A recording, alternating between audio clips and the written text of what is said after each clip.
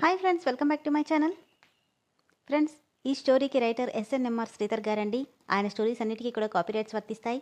దయచేసి ఆయన పర్మిషన్ లేకుండా ఏ యూట్యూబ్ ఛానల్లో కానీ మరి ఏ ఇతర సోషల్ మీడియా నెట్వర్క్లో కానీ ఆయన స్టోరీస్ని అప్లోడ్ చేయడానికి వీల్లేదు. అలా చేస్తే లీగల్గా చాలా ప్రాబ్లమ్స్ ఫేస్ చేయాల్సి వస్తుంది. అలానే ఈ స్టోరీని చదువుతున్న వాళ్ళు కానీ వింటున్న వాళ్ళైనా మరి ఏ ఇతర ఛానల్లోనైనా ఈ స్టోరీని విన్నట్లయితే దయచేసి నాకు మెసేజ్ చేయండి. నేను ఇమ్మీడియట్గా రైటర్ గారికి ఇన్ఫామ్ చేస్తాను. ఆయన లీగల్గా ప్రొసీడ్ అవుతారు. ఇక లేట్ చేయకుండా వీడియోలోకి వెళ్ళిపోదాం ఫ్రెండ్స్. ఎస్ఎన్ఎంఆర్ శ్రీధర్ గారు రాసినటువంటి అర్జునామృతం 83వ భాగం. అమ్ము, బాగా లేట్ అయింది, డ్రాప్ చేయనా? అయ్యో వద్దు సార్, నేను వెళ్ళిపోతాను. పర్వాలేదులే, డ్రాప్ చేస్తాను పదా అనడంతో అప్పటికే చీకటి పట్టడం వల్ల సరేనని కారులో బయలుదేరింది అమృత. అమ్మో, వీడి సంగతి మర్చిపోయి ఈయన కారు ఎక్కేశాను. వీడిగానీ చూశాడంటే ఖచ్చితంగా నన్ను పైకి పార్సల్ చేస్తాడు. ఎక్కడైనా తగలడ్డా అని భయంగా విండోలో నుండి బయటకు చూస్తుంటే, అమృత ఏమైంది, ఎందుకలా ఉన్నావని అడిగాడు హరీష్. అబే ఏం లేదు సార్. తన కనుచూపు మేర ఎక్కడా అర్జున్ కారు ఉన్నట్టుగా కనిపించకపోవడంతో అమ్మయ్యా ఇక్కడెక్కడా లేడు అనుకుని హ్యాపీ ఫీల్ అవుతుంటే, ఎవరి గురించి మాట్లాడుతున్నావు? ఎవరూ లేరు సార్ అని పక్కకు చూడగానే వేడివేడిగా పానీపూరి కనిపించగానే కళ్ళు ట్యూబ్ లైట్స్లా అనిపించాయి. అటువైపు చూసిన హరీష్ నవ్వుకుని, పానీపూరి తింటావా అని అడగగానే ఆత్రం ఆపులేక, తింటాను, నాకు చాలా ఇష్టం సార్ అనేసింది. నవ్వుతూ అటువైపు కార్ టర్న్ చేశాడు హరీష్. కారు ఆపగానే క్షణంలో దిగేసి హరీష్ని పట్టించుకోకుండా, అన్నా ఒక పానీపూరి అడిగి తీసుకొని తింటుంటే, సార్ మీకు? నాకొద్దు, నువ్వు కానివ్వు. ఓకే సార్ అన్నదే కానీ అయిపోతుంటే పెట్టించుకోకుండా ఆపకుండా తింటూనే ఉంది అమృత. ఏంటి అమ్మాయి, పానీపూరి కోసమే పుట్టినట్టుగా ఉంది అనుకుంటూ తను ఆత్రంగా తినడం చూస్తూ ఫేస్ అదోలా పెట్టుకున్నాడు హరీష్. అప్పటికే అక్కడికి వచ్చిన అరగంట దాటడంతో అమృత, ఇక వెళ్దామా? నోట్లో పానీపూరి కుక్కుని, కాసేపు సార్, ఇంకో ప్లేట్ తినేసి వస్తాను అంటుంటే, బాబోయ్ మా ఇద్దరికీ పెళ్ళైతే నా ఆస్తంతా పానీపూరికే అయిపోయేలా ఉంది అనుకుంటూ గుటకలు మింగుతున్న హరీష్ తను మాత్రం ఇంచ్ కూడా కదలట్లేదు. ఓ గాడ్, హాఫ్ బండి ఖాళీ చేసినట్టుంది అనుకుంటుంటే ఇంతలో ఫోర్స్గా వచ్చి హరీష్ బండి పక్కనే ఆగింది అర్జున్ కార్. పూరి నోట్లో పెట్టుకోబోతూ అర్జున్ని చూసిన అమృత షాక్ అయి కళ్ళు తేలేస్తే, వీడేంటి ఈ టైంలో ఎక్కడికి వచ్చాడు అనుకుని ముఖం తిప్పుకున్నాడు హరీష్. హరీష్ని చూసి కూడా చూడనట్టే ఒక పానీపూరి చెప్పి అమృతకి 2 అడుగుల దూరంలో నిలబడి కోపంగా చూస్తుంటే నోట్లో ఉన్న పానీపూరి డైరెక్ట్గా గొంతులోకి దిగిపోయి విపరీతమైన దగ్గొచ్చేసింది. అయ్యో అమృత అంటూ హరీష్ తల మీద తడుతుంటే అర్జున్ కళ్ళలో నిప్పులు కనిపిస్తున్నాయి.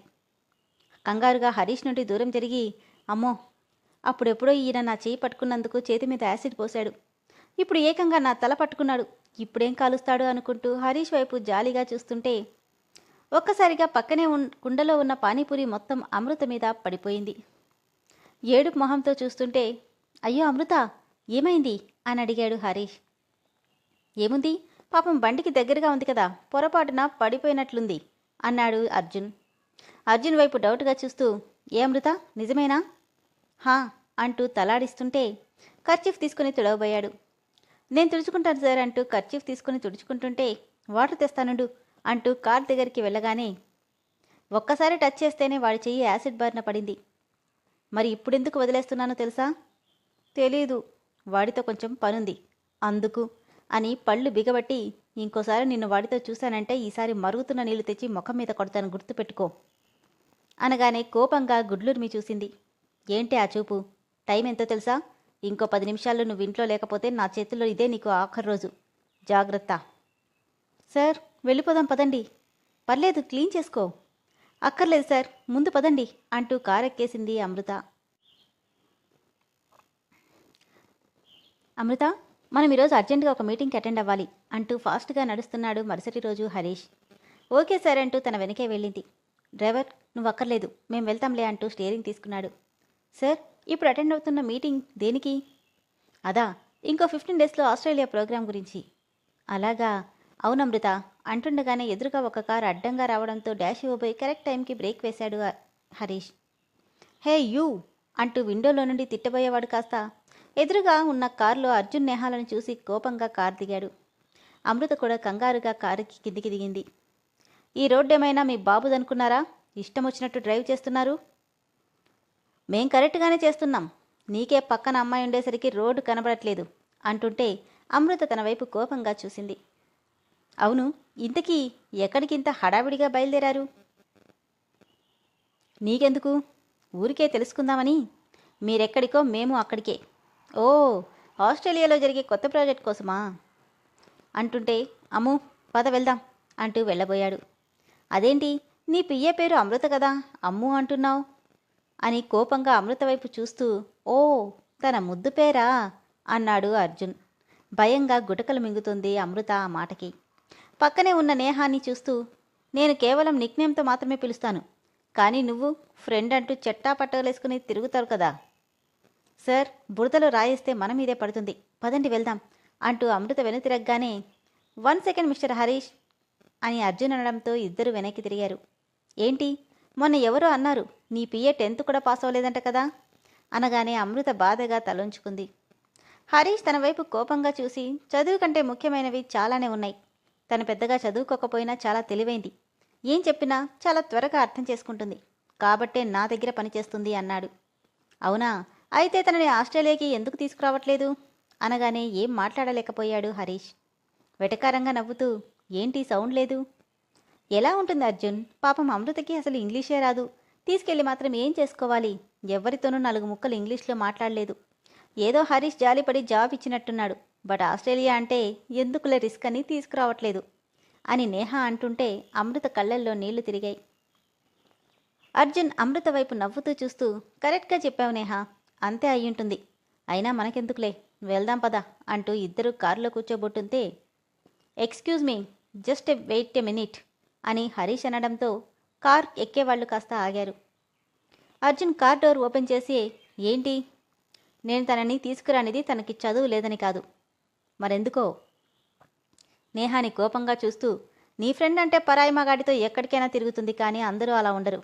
అమృత మనస్తత్వం వేరు, అందుకే ఆస్ట్రేలియా రమ్మని తనని అడగలేకపోయాను. బట్ ఇప్పుడు చెప్తున్నాను విను, నాతో పాటు నా పిఏగా అమృత కూడా ఆస్ట్రేలియా వస్తుంది అనగానే అర్జున్ పెదవులు అందంగా విచ్చుకున్నాయి. అమృత నోరు కళ్ళు తెరుచుకుని హరీష్ వైపు చూస్తుంటే నేహ మనసులో, ఇదేంటి, వీణ్ణేదో ఉడికిద్దామనుకుంటే ఇలాంటి డెసిషన్ తీసుకున్నాడు అనుకుంది. నేనేదో అర్జున్కి అక్కడ అందంగా ప్రపోజ్ చేసి పెళ్లి కొప్పిద్దామనుకున్నాను, ఇదిగానే ఆస్ట్రేలియా వస్తే ఇక నా పని అయినట్టే. ఓ గాడ్, ఇప్పుడేంటి చేయడం అనుకుంటూ కంగారు పడిపోతుంది నేహ. సార్, మీరేం మాట్లాడుతున్నారు? నాకు తెలుసు అమృత, నువ్వు కాసేపు మాట్లాడకు. ఇంకోసారి ఆలోచించుకో హరీష్, పాప మీ అమ్మాయికి ఏమీ చేతకాదు, వచ్చేం చేస్తుంది, మాతో పంతానికి పోయి ఈ పిల్లని తీసుకొచ్చి ప్రాజెక్ట్ మిస్ చేసుకుంటావేమో అన్నాడు అర్జున్. తీసుకురావడమే కాదు, ఆ ప్రాజెక్ట్ కూడా నీకు దక్కనివ్వను, గుర్తుపెట్టుకో అని. పద అమృత అంటూ కారెక్కంగానే అయోమయంగా నిద్దట్లో నడుస్తున్న దానిలా కారెక్కింది అమృత. నేహా, లెట్స్ గో అంటూ తను కారెక్కాడు అర్జున్. ఏంటి అర్జున్, వాడు ఖచ్చితంగా ప్రాజెక్ట్ కట్టేలా ఉన్నాడు. నవ్వుతూ, ట్రై చేయి నువ్వు, తప్పేముంది అంటూనే కార్ స్టార్ట్ చేశాడు అర్జున్. మీరు చేసింది నాకేం నచ్చలేదు సార్. ఏది అమృత? అదే, వాళ్ళ ముందు నన్ను కూడా ఆస్ట్రేలియా తీసుకువెళ్తానడం. ఎందుకలా అబద్ధం చెప్పారు? అబద్ధం కాదమృత, నిజమే చెప్పాను. యాక్చువల్గా నేనే నిన్ను అడుగుదామనుకున్నాను, అనుకోకుండా వాళ్ళ ముందు చెప్పాను అంతే. అంటే నేను, ఎస్, నువ్వు కూడా నాతో పాటు ఆస్ట్రేలియా వస్తున్నావు అనగానే, ఏంటి, నిజంగా చెప్పారా అంటూ నోరు తెరుచుకొని చూస్తుండిపోయింది అమృత. ఏ, ఎందుకలా అడిగావు అని గట్టిగా ఏడుస్తుంటే, ఏ అమృత, ఏమైంది, ఎందుకలా ఏడుస్తున్నావు? ఏడుస్తూనే, నేను ఇంతవరకు మా ఊర్లో పక్కనున్న అంగడికి కూడా వెళ్ళలేదు సార్, ఇక ఆస్ట్రేలియా అంటే నాకు ఏడుపు వస్తుంది. మరా పర్వాలేదు, నేనుంటాను కదా. అయినా కూడా నన్ను అడగకుండా మీరెందుకు అలా చెప్పారు? నేను రాను. కోపంగా, నో, నువ్వు రావాలి, లేదంటే వాడి ముందు నా పరువు పోతుంది. మీ పరువు కోసం నేనెందుకు నాకు ఇష్టం లేని పని చేయాలి సార్, నేను రాను అంటూ వెళ్ళిపోతుంటే, నువ్వు రాకపోతే రేపటి నుండి నీ ఉద్యోగం కూడా ఉండదు అనగానే వెళ్ళేది కాస్త ఆగిపోయింది అమృత. ఏడుస్తూ వెనక్కి తిరిగి, ఎందుకు సార్ నన్ను ఇలా ఏడిపిస్తున్నారు? చూడు, ఆ అర్జున్ గాడి విషయంలో నేనెక్కడా తగ్గను, వాడు కావాలనే నీ విషయంలో నన్ను తక్కువ చేసి నన్ను రెచ్చగొట్టాడు. సో నువ్వు తప్పకుండా రావాల్సిందే. అయినా అక్కడ నేను ఉంటాను, ఇక నీకు భయం ఎందుకు? ఇక్కడేం పని చేస్తావో అదే పనే కదా చేస్తావు. అది కాదు సార్, నేను ఒక్క ముక్క కూడా ఇంగ్లీష్ మాట్లాడలేను, అప్పుడెలా? సో వాట్, నీ పక్కన నేనుంటాను కదా, ఇంకెందుకు భయం? కానీ సార్, నాతో పాటు నువ్వు కూడా వస్తున్నావు, అంతే. ఇది ఫైనల్. ఈ రోజుకి లీవ్ తీసుకుని ప్యాకింగ్కి ఏమేం కావాలో ఆలోచించుకో అని సీరియస్గా చెప్పేసరికి ఏం చేయలేక తలూపి వెళ్ళిపోయింది అమృత. ఏడుస్తూ కర్చీఫ్లు తడిపేస్తుంటే ఒక పక్క నిక్కి, మరో పక్క అంజలి ఒక్కో కర్చీఫ్ అందిస్తున్నారు అమృతకి. ఇప్పుడు ఎందుకే అంతలా ఏడుస్తున్నావు? వెక్కిళ్ళు పెడుతూ, ఏడవక నన్నేం చేయమంటావు? మీ అన్నయ్య కావాలనే ఆ హరీష్ గారిని రెచ్చగొట్టి నేను ఏడ్చేలా చేస్తున్నాడు. అబ్బా అమ్ము, నేనేదో చంద్రమండలానికి పంపుతున్నట్టు ఏంటే ఆ ఏడుపు? నేనెప్పుడూ ఎక్కడికి వెళ్ళలేదు. అయితే ఏంటి? ఇలాంటి అవకాశం రావాలన్నా ఎంతో అదృష్టం ఉండాలి. నాకు చూడు, ఇన్ని రోజుల నుండి జాబ్ చేస్తున్నా, ఫారిన్ వెళ్ళే ఛాన్సే రాలేదు. నీకొచ్చినందుకు హ్యాపీగా ఫీల్ అవ్వాల్సింది పోయి ఎవరో చచ్చినట్టు ఏడుపేంటి? అంటూ ఏడుపులో రాగమందుకుంది ఆ మాటకి. అబ్బా అమ్మో, ఆపవే. చూడంజు, నిక్కి కూడా ఎలా మాట్లాడుతుందో. తను చెప్పింది నిజమే కదా అమ్ము. ఈ అవకాశం ఎవరికో కానీ రాదు. వచ్చినప్పుడు వెళ్ళడమే మంచిది. కానీ నాకు ఇంగ్లీష్ రాకపోతే నష్టమేం లేదు. మీ సార్ అక్కడే ఉంటారు కదా, పైగా అన్నయ్య కూడా ఉన్నాడు. ఇంకేంటి భయం? అయినా వాడెందుకు నన్ను ఇలా చెయ్యాలి? అబ్బా, చేస్తే చేశాడులేవే. విమానంలో చాలా బాగుంటుంది తెలుసా, హ్యాపీగా ఎంజాయ్ చెయ్యి. నాకు భయం వేస్తుంది. మామయ్య అయినా ఉంటే బాగుండు. సరే అయితే ఒక పని చెయ్యి, మీ మామయ్యతో ఒకసారి మాట్లాడి ఆయనకి విషయం చెప్పు. ఆయన ఏం చెప్తారో చూసి అప్పుడు చేద్దు గాని. అవునమ్ము, నాన్నతో ఒకసారి మాట్లాడితే నీకు ఈ టెన్షన్ తగ్గుతుంది అనడంతో సరేనని రఘురామయ్యకి ఫోన్ చేసింది. చిట్టి తల్లి అన్న ఆయన గొంతు వినగానే ఆపిన గంగ ఒక్కసారిగా వచ్చేయడంతో మామయ్య అంటూ ఏడు పందుకుంది మరోసారి. అబ్బా అంటూ నిక్కి, అంజు చెరోవైపు తలలు పట్టుకున్నారు. ఏమైంది బంగారం, ఎందుకు ఏడుస్తున్నావు? అదేంటంటే మావయ్య అని జరిగింది మొత్తం చెప్పి, దీనికి అంతటికీ కారణం ఆ అర్జునే మావయ్య. ఇప్పుడు నేనేం చెయ్యాలి? నువ్వు ముందు ఏడవకు అనడంతో సరేనని కళ్ళు తుడుచుకుంది.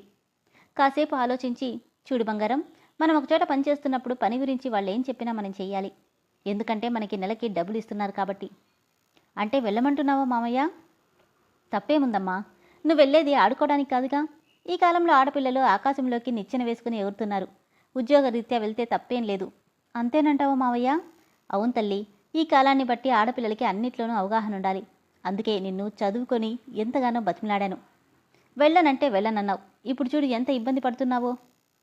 మావయ్య, సరేలే వదిలే. మీ సార్కి పియ్యగా నువ్వు వెళ్ళాలి. ఆయన పెద్ద మనసుతో నీకు ఏం చేత కాకపోయినా అన్నీ నేర్పి నీకు డబ్బులు ఇస్తున్నారు.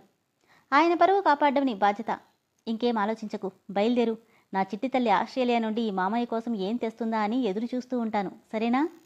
నవ్వుతూ, సరే మావయ్య, నీకు గొప్పగా ఉండేది తీసుకొస్తాను అంటూ ఫోన్ పెట్టేసింది అమృత.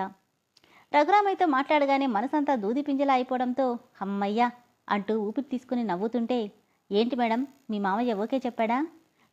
వెళ్ళమని చెప్పాడు. అయితే వారం రోజుల్లో మా అమలమ్మ ఆస్ట్రేలియా వెళ్తుందన్నమాట అనగానే నవ్వుతూ, అవును, నేను ఆస్ట్రేలియా వెళ్తున్నా అంటూ గొప్పగా చెప్తుంది అమృత.